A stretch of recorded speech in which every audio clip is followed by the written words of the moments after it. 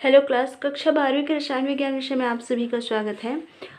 हम लोग यहाँ पे पढ़ रहे थे एल्कोहल बनाने की सामान्य विधि, जिसमें से कुछ विधि के बारे में हमने देखा था। अब आगे देखते हैं, जिसमें आज हम लोग यहाँ पे देखेंगे ईथर से किस तरीके से एल्कोहल बनता है। तो देखिए यहाँ पे ईथर का जब तनु H2SO4 की उपस्थिति में जल अपघटन करवाया जाता है, ईथर का जब तनु H2SO4 की उपस्थिति में जब जल अपघटन करवाया जाता है तब हमारा क्या प्राप्त होता है, एल्कोहल। जैसे कि यहाँ पे देखिए डाई मेथिल ईथर दिया है ना, और इसका जल अपघटन करवा रहे हैं, मतलब जल के साथ क्रिया करवाते हैं, तो उसे हम लोग जल अपघटन कहते हैं। ठीक, तो यहाँ पे क्या हो रहा है, यहाँ पे CH डाई मेथिल ईथर है तो क्या है, CH3 दो बार रहेगा, है ना। तो यहाँ पे दो बार CH3 आ गया। उसके बाद क्या है, यहाँ पे ऑक्सीजन है और यहाँ पे क्या है, हाइड्रोजन, और मतलब यहाँ पे जल है। तो हमें पता है जल का सूत्र H2O होता है।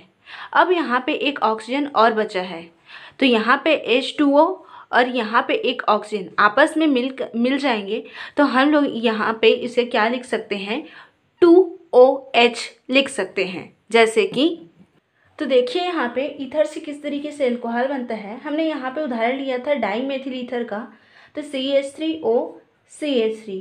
ठीक, अब यहाँ पे है आपका H2O, तो ये आपस में क्रिया करेंगे तो क्या बनेगा, एल्कोहल बनेगा, है ना। यहाँ पे CH3 है, यहाँ पे CH3 है, तो क्या हो जाएगा, 2CH3 हो जाएगा। उसके बाद यहाँ पे एक ऑक्सीजन बचा है और यहाँ पे H2O बचा है, तो हम लोग इसे OH करके लिख लेंगे, क्योंकि ऑक्सीजन यहाँ पे 2 है और हाइड्रोजन भी यहाँ पे 2 है। उसी तरीके से यहाँ पे 2 हाइड्रोजन है और यहाँ पे एक ऑक्सीजन, यहाँ पे एक ऑक्सीजन, मतलब 2 ऑक्सीजन है। तो इस तरीके से जो डाईमेथिल ईथर होता है या फिर जो ईथर होता है, ईथर का जब हम लोग H2SO4 की उपस्थिति में जल अपघटन करवाते हैं तो क्या होता है, एल्कोहल प्राप्त होता है। आगे देखते हैं ग्रिग्नार्ड अभिकर्मक से किस तरीके से एल्कोहल प्राप्त किया जाता है। तो ग्रिग्नार्ड अभिकर्मक की सहायता से प्राथमिक, द्वितीयक, तृतीयक तीनों प्रकार के एल्कोहल को बनाया जा सकता है। ठीक, तो देखते हैं प्राथमिक एल्कोहल किस तरीके से बनता है। फॉर्मेल्डिहाइड, ऑक्सीजन या एथिलीन ग्लाइकॉल, इनमें से एथिलीन ऑक्साइड, इनमें से इन तीनों में से किसी को भी लें और उस पर ग्रिग्नार्ड अभिकर्मक की क्रिया करवाएं। ठीक, तो वहाँ पे जो आपका प्रोडक्ट बनेगा उसका फिर जल अपघटन करवाएंगे तो वहाँ पे हमें एल्कोहल प्राप्त हो जाएगा। जैसे कि यहाँ पे देखिए, इस उदाहरण में देखिए यहाँ पे फॉर्मेल्डिहाइड है, उसकी क्रिया ग्रिग्नार्ड अभिकर्मक से करवाई गई है। CH3MgBr ये एक ग्रिग्नार्ड अभिकर्मक है, और यहाँ पे है आपका HCHO, ये एक फॉर्मेल्डिहाइड है। इन दोनों की क्रिया करवाते हैं तो क्या होता है, यहाँ पे जो आपका मेथिल समूह है वो इस पोजीशन पे आकर के जुड़ जाता है, और ये जो ऑक्सीजन है वो Mg के साथ या फिर MgBr के साथ जाकर के जुड़ जाता है। तो यहाँ पे क्या हो जाएगा, ये मेथिल इस कार्बन के नीचे वाले समूह में आकर के जुड़ जाएगा और ये ऑक्सीजन MgBr के साथ जाकर के जुड़ जाएगा। या फिर ये कहें कि MgBr जो है आपका यहाँ पे आकर के जुड़ जाएगा। ठीक, क्या क्या जुड़ेगा, CH3 यहाँ पे आकर जुड़ेगा और इस ऑक्सीजन के साथ MgBr आकर के जुड़ जाएगा। तो ये आपका एक यौगिक प्राप्त होगा, एक योगात्मक यौगिक प्राप्त होगा। अब इसका जल अपघटन करवाएंगे तो क्या हो जाएगा, अब इसका जल अपघटन करवाते हैं तो यहाँ से जो MgBr है वो अलग हो जाएगा, और इस MgBr की जगह में एक हाइड्रोजन H2O में से एक हाइड्रोजन आकर के जुड़ जाएगा। हमें पता है H2O का जब विखंडन होता है तो H+ आयन बनता है और OH माइनस आयन बनता है। तो जो H+ आयन है वो इसकी जगह में MgBr की जगह में आकर के जुड़ जाएगा, तो आपका ये हो जाएगा एथिल एल्कोहल।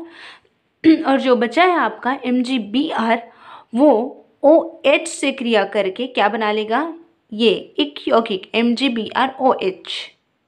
ठीक, तो इस तरीके से यहाँ पे प्राथमिक एल्कोहल आपका बना हुआ है। अब देखते हैं कि द्वितीयक एल्कोहल किस तरीके से प्राप्त होता है ग्रिग्नार्ड अभिकर्मक से।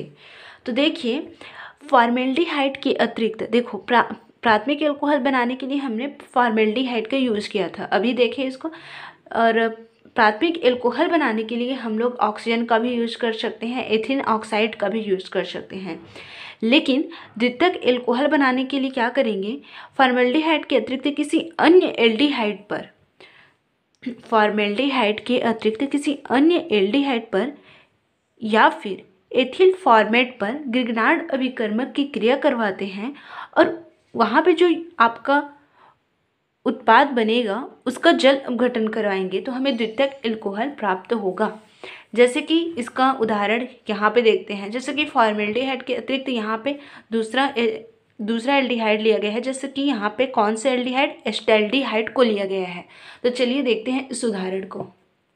द्वितीयक एल्कोहल किस तरीके से प्राप्त होगा, एस्टैल्डिहाइड है CH3CHO, ठीक। तो इस एस्टैल्डिहाइड की क्रिया हम लोग किससे करवाएंगे, ग्रिग्नार्ड अभिकर्मक से।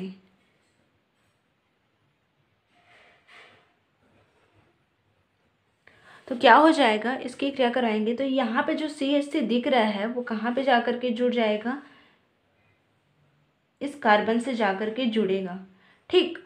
और यहाँ पे आपको जो MgBr दिख रहा है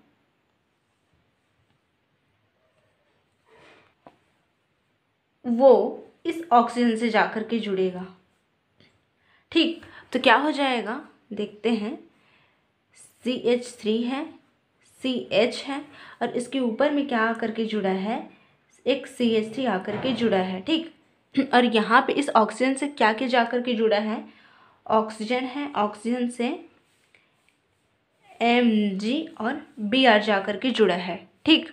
उस यहाँ पे जो आपका यौगिक मिला है ये एक योगात्मक यौगिक है। अगर इसकी क्रिया या फिर इसका जल अपघटन करवाएं, इसका जल अपघटन करवाते हैं, H2O से क्रिया करवाते हैं तो क्या हो जाएगा,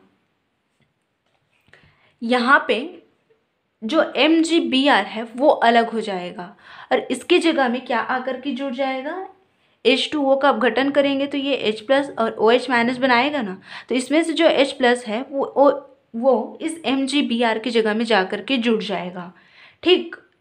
तो देखते हैं क्या होता है, CH3 है, CH है, ऊपर में आ जाएगा आपका CH3, उसके बाद यहाँ पे क्या करके जुड़ेगा, ऑक्सीजन है और इस MgBr की जगह में आपका H मतलब हाइड्रोजन आकर के जुड़ जाएगा। तो यहाँ पे देखिए आप लोग OH जुड़ा है, मतलब ये एक एल्कोहल है। इसका नाम क्या है, आइसोप्रोपिल एल्कोहल। इसका पूरा नाम क्या है, आइसोप्रोपिल एल्कोहल, ठीक। यहाँ पे ये द्वितीयक एल्कोहल है। द्वितीयक एल्कोहल इसलिए है क्योंकि OH समूह जिस कार्बन से जुड़ा है वो 2 मेथिल से या फिर 2 एल्किल समूह से जुड़े हुए हैं। तो ये क्या हो गया, 2 डिग्री एल्कोहल, मतलब द्वितीयक एल्कोहल। अब यहाँ पे एक चीज़ और ध्यान दीजिए, यहाँ पे तो MgBr की जगह में तो हाइड्रोजन जाकर के जुड़ गया है। अब इसके बाद और क्या बचा है, आपका MgBr बचा है और यहाँ OH बचा है। तो ये दोनों आपस में क्रिया कर लेंगे और क्या बना लेंगे, MgBr OH, ठीक। ये आपस में क्रिया करके MgBr OH बना लेंगे। तो इस तरीके से आपका द्वितीयक एल्कोहल यहाँ पे बनेगा, ठीक। अगर यहाँ पे OH जिस कार्बन से जुड़ा है वह कार्बन 3 एल्किल समूह से, यहाँ से एक और एल्किल समूह से जुड़ा रहता तो ये आपका तृतीयक एल्कोहल कहलाता। और यहाँ पे OH जिस कार्बन से जुड़ा है अगर वो एक ही एल्किल से समूह से जुड़ा है, सिर्फ एक ही, तो वो प्राथमिक एल्कोहल कहलाता है, ठीक। यहाँ पे तृतीयक एल्कोहल किस तरीके से बनता है उसके बारे में बताया गया है। ये भी सेम वैसी है, इसको आप लोग देखिएगा, ठीक। आगे देखते हैं एल्कोहल का औद्योगिक निर्माण। औद्योगिक स्तर पर एल्कोहल का निर्माण निम्नलिखित विधि द्वारा किया जाता है। पहला है एल्कीनों के जलयोजन द्वारा। एल्कीनों का जलयोजन मतलब जल का योग निम्न विधियों द्वारा किया जाता है। पहला है प्रत्यक्ष जलयोजन, दूसरा है अप्रत्यक्ष जलयोजन और उसके बाद दूसरे विधि से एल्कोहल का निर्माण होगा। तो एल्कीन के जल योजन द्वारा हम लोग किसका निर्माण करेंगे? एल्कोहल का। जो औद्योगिक स्तर पर है, जो फैक्ट्री आदि में एल्कोहल बनाने के लिए इन सब विधि का उपयोग किया जाता है। तो पहला है प्रत्यक्ष जल योजन। इसमें क्या होता है, जो तनु खनिज अम्ल या लुईस अम्ल जैसे BF3 की उपस्थिति में एल्किन्स पर क्या होता है, योग होता है। जैसे कि यहाँ पे देखिए, यहाँ पे आपका एक एल्किन है 2 मेथिल प्रोपीन एल्किन है, जिस पर H2O है। H2O मतलब जल योजन करवाना है, मतलब जल को क्या करना है, जोड़ना है। किसकी उपस्थिति में? यहाँ पे लुईस अम्ल BF3 की उपस्थिति में बोला गया है, लेकिन यहाँ पे आपका H2SO4 मार्कोनिकॉफ नियम के अनुसार इसकी उपस्थिति में हम लोग जोड़ रहे हैं। ठीक, तो आपका H2O एल्किन से जुड़ेगा और क्या बनाएगा, यहाँ पे एल्कोहल बनाएगा। क्या हो रहा है, यहाँ पे देखिए आपका प्रोपीन है, यहाँ पे है H2O या फिर H+OH माइनस आयन। तो यहाँ पे हाइड्रोजन जो है इस CH3 से जाकर के CH2 से जाकर के जुड़ जाएगा, तो ये क्या हो जाएगा, CH3 हो जाएगा। अब यहाँ पे जो OH समूह है इस कार्बन से जाकर के जुड़ेगा, तो क्या हो जाएगा, यहाँ पे एल्कोहल बनेगा। उसके बाद है अप्रत्यक्ष जल योजन द्वारा। यहाँ पे अप्रत्यक्ष जल योजन विधि से क्या होता है, एल्कोहल का निर्माण होता है। तो एल्कीन और सांद्र, पहला है एल्कीन और सांद्र H2SO4 की क्रिया से, मतलब जब एल्कीन को सांद्र H2SO4 पर प्रवाहित किया जाता है तो इलेक्ट्रोफिलिक योग के द्वारा एल्कीन हाइड्रोजन सल्फेट बनता है। इसके उपरांत जल अपघटन से न्यूक्लियोफिलिक विस्थापन क्रिया के द्वारा एल्कोहल प्राप्त होता है। तो इस तरीके से यहाँ पे देखिए आपका क्या है, एल्कीन की क्रिया H2SO4 से करा रहे हैं। यहाँ पे H2SO4 को इस तरीके से इसलिए लिखा गया है ताकि क्या हो, जुड़ने में आसानी हो। एक्चुअल में ये H2SO4 ही है। यहाँ पे हाइड्रोजन 2, सल्फर 1, ऑक्सीजन 4 है। यहाँ पर भी हाइड्रोजन 2 है, सल्फर 1 है और ऑक्सीजन कितना है, 4 है। तो H2SO4 हो गया। जब इस एल्कीन से, मतलब यहाँ पे एथिलीन लिखा है, तो इस एल्कीन से जब सल्फ्यूरिक अम्ल जुड़ेगा तो यहाँ पे क्या होगा, इलेक्ट्रोफिलिक अभिक्रिया होगी। इलेक्ट्रोफिलिक मतलब माइनस चार्ज वाले का इलेक्ट्रॉन वाले समूह का जुड़ना या फिर माइनस समूह का जुड़ना। उसके बाद क्या होगा, ये आकर के जुड़ जाएगा और यौगिक बनाएगा। उसके बाद जल अपघटन होगा। जल अपघटन होगा तो जो यहाँ पे क्या हो जाएगा, जो प्लस चार्ज रखेगा वो अलग हो जाएगा। क्या होगा, प्लस चार्ज वाला अलग होगा और इस तरीके से यहाँ पे आपका एथेनॉल प्राप्त हो जाएगा। ठीक, उसके बाद आगे देखें एल्कोहल के भौतिक गुण। मोनोहाइड्रिक एल्कोहल निम्नलिखित भौतिक गुण रखते हैं। अवस्था स्टेट की बात करें तो निम्नतर एल्कोहल मतलब कार्बन 1 से लेकर कार्बन 12 तक के सदस्य सामान्य ताप पर रंगहीन होते हैं, द्रव अवस्था में पाए जाते हैं। जबकि कार्बन 12 से आगे कार्बन 30, कार्बन 40, कार्बन 15 जो तत्व होते हैं वो क्या करते हैं, वो मोम के समान ठोस अवस्था में सामान्य ताप क्रम पर पाया जाता है। मतलब क्या होते हैं, सामान्य ताप पर वो मोम के समान ठोस रूप में मिलते हैं। उसके बाद बात करें गंध की तो निम्नतर सदस्य जो द्रव अवस्था में तथा वाष्पशील अवस्था में होता है उसमें तीखी गंध या एल्कोहलिक गंध होती है।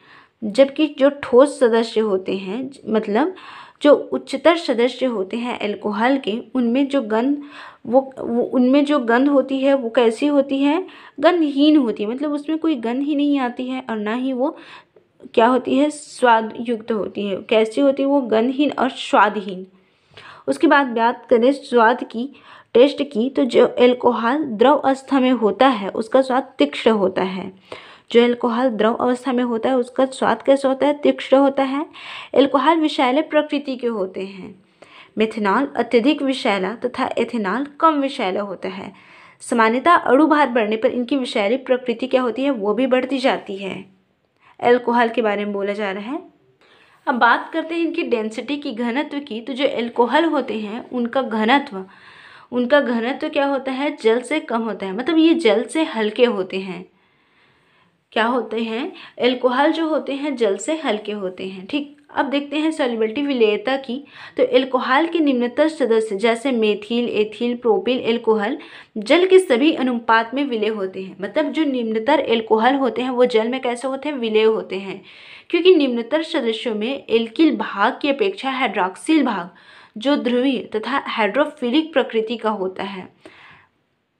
क्या बोला जा रहा है यहाँ पे, जो निम्नतर सदस्य होते हैं जैसे कि मेथिल, एथिल, प्रोपिल, इसमें क्या होता है, जो एल्किल भाग होता है, एल्किल भाग की अपेक्षा हाइड्रॉक्सिल भाग जो ध्रुवीय तथा हाइड्रोफिलिक प्रकृति का होता है ज़्यादा प्रभावशील होता है। मतलब देखो, जो एल्कोहल होता है वो किससे मिलकर के बना होता है, जैसे कि R और OH से मिलकर के बना है। मतलब R की जगह में हम लोग CH3 रख सकते हैं क्या, एथिल, मेथिल, प्रोपिल कोई सा भी ग्रुप रख सकते हैं। तो यहाँ पे ये बोला जा रहा है जो एल्कोहल होते हैं उसके निम्नतर सदस्य क्या होते हैं, उनकी विलेयता। तो ये निम्नतर एल्कोहल है, तो यहाँ पे OH क्या होता है, ज़्यादा ध्रुवीय होता है, किसकी अपेक्षा, CH3 की अपेक्षा। तो OH ज़्यादा ध्रुवीय है।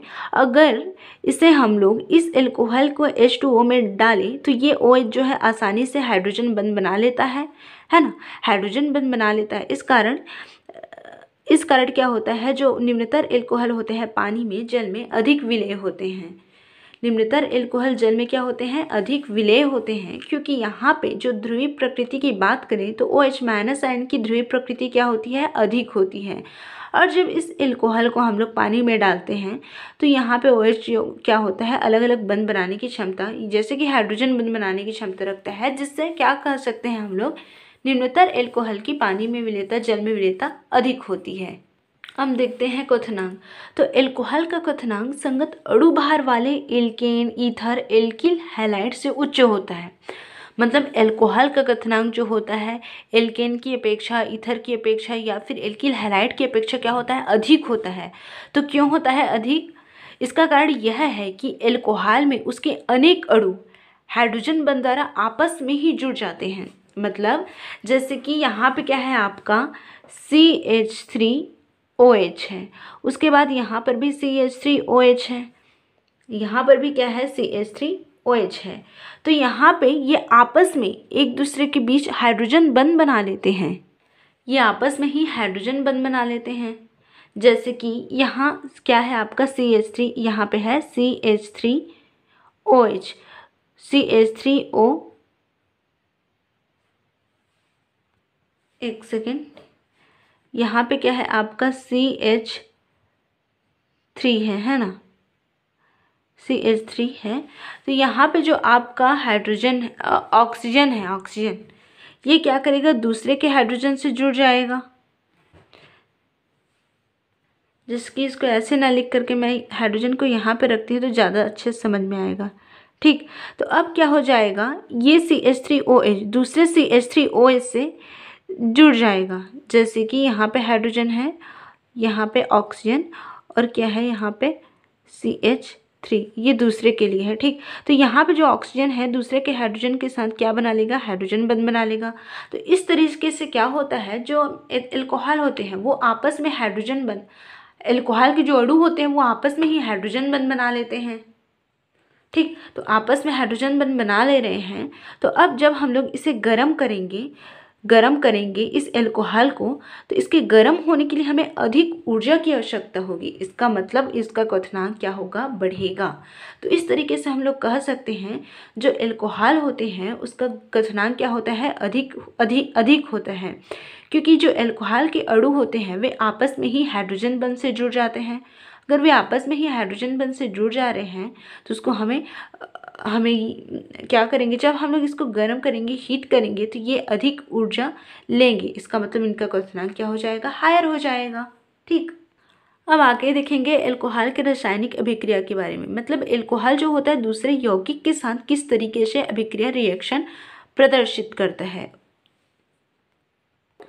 तो पहला है आपका यहाँ पे धातु के साथ क्रिया। जब एल्कोहल की धातु के साथ क्रिया करवाई जाती है, क्षार धातु हो चाहे क्षारीय मृदा धातु हो, क्षार धातु मतलब समूह 1 के तत्व, क्षारीय मृदा धातु मतलब समूह 2 के तत्व। तो जब एल्कोहल की क्रिया क्षार धातु या फिर क्षारीय मृदा धातु से करवाई जाती है तो क्या होता है, आपका एल्कोहल का निर्माण होता है। यहाँ पे सेम वैसे है, एल्कोहल की क्रिया धातु से करवा रहे हैं, है ना।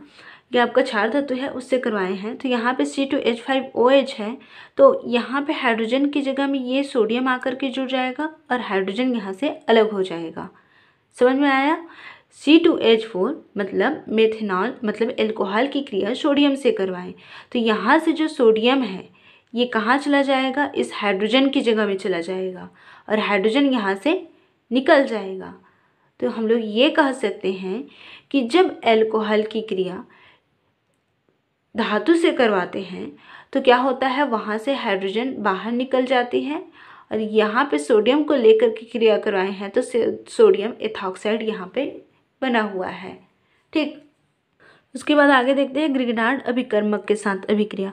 एल्कोहल की जब ग्रिगनार्ड अभिकर्मक के साथ क्रिया करवाते हैं तो यहाँ पे आपका एल्केन बनता है।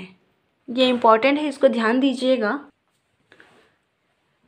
तो ये है आपका एल्कोहल CH3OH।